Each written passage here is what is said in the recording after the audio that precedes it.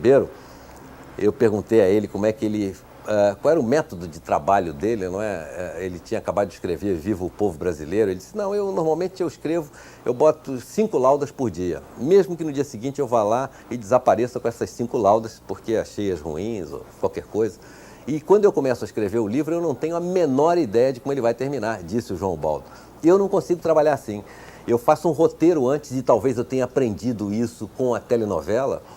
Eu faço antes um roteiro como se fosse uma bitola onde o livro vai avançar. Nem que depois eu mude, e frequentemente eu mudo, né?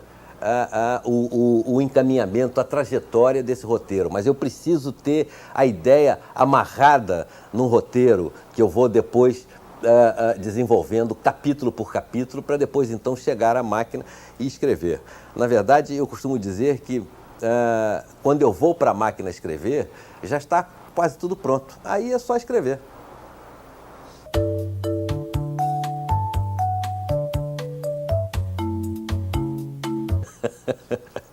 Eu tenho uma enorme dificuldade para ganhar grandes e pequenos prêmios.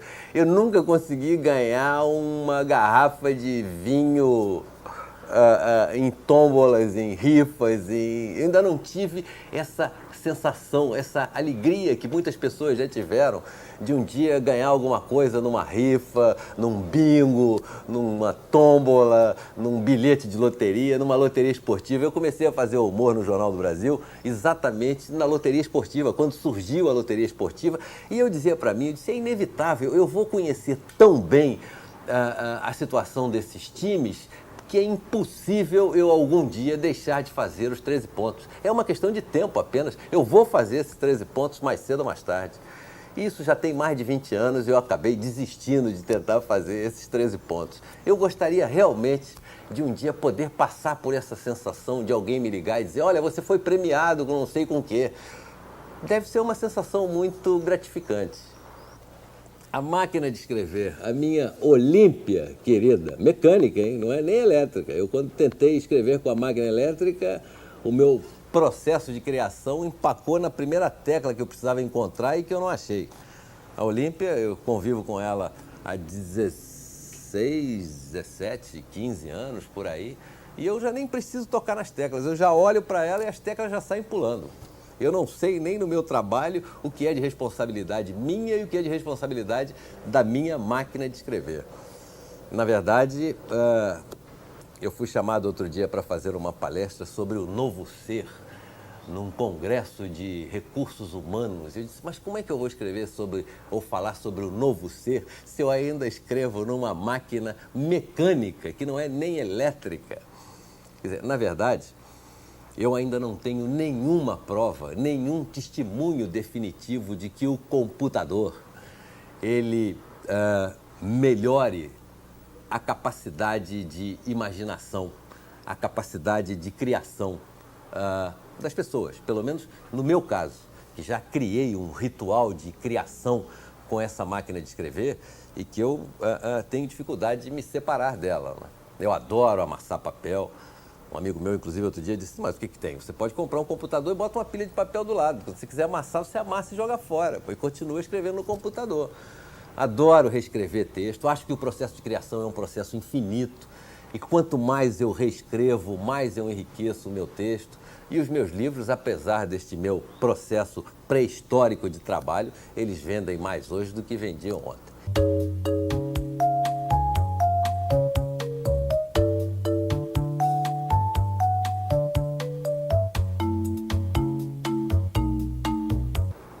Eu acho que é importante que se debruce um olhar cada vez mais carinhoso e atencioso sobre a atividade literária.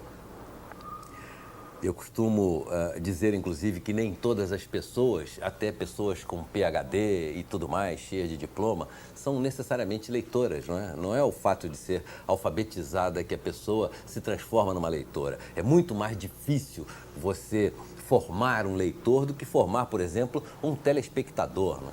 E eu, às vezes, quando vou fazer palestras em colégios e universidades, eu estabeleço essa comparação entre a televisão e a literatura, que a televisão é muito sedutora, não é? principalmente agora, com controle remoto e com todas as possibilidades novas da televisão, aquela imagem se movendo, a cores, aquele som, aquela ação, aquelas histórias. Tem gente que vê televisão até sem som, né? Fica com aquele olhar bovino, hipnotizado, paralisado diante da televisão, né? Mas a televisão, ela não trabalha com a emoção, pelo contrário, a televisão, ela poupa a emoção, não é? A literatura, ela estimula muito mais a imaginação. E eu digo isso porque eu tenho experiência nas duas áreas. Quer dizer, quando você descreve num livro um personagem, cada leitor, ele vai imaginar aquele personagem de uma forma diferente. Cada um vai imaginar um personagem que tem na cabeça. Quando a televisão mostra um personagem, o personagem só pode ser aquele e não pode ser outro.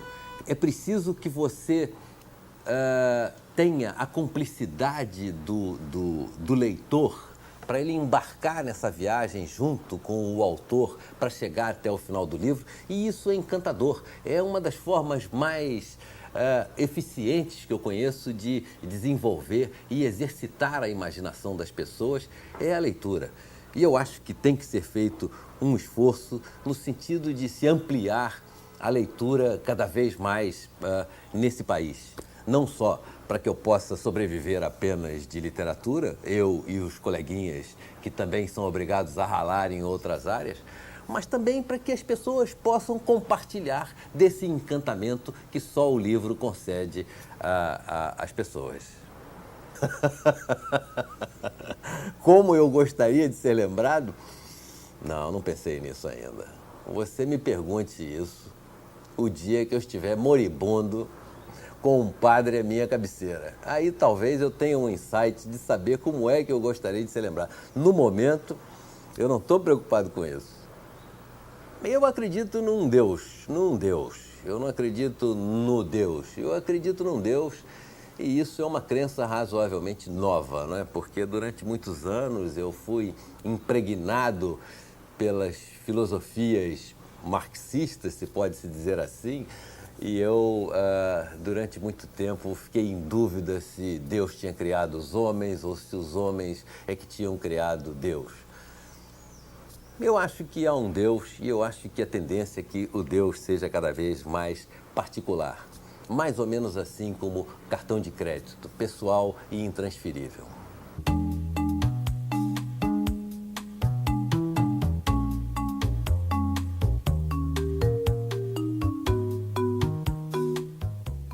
Olha, eu não sou a pessoa mais indicada para falar a meu respeito, porque, como todas as pessoas, eu me superestimo demais. Eu acho que eu sou muito melhor do que eu sou na verdade. Eu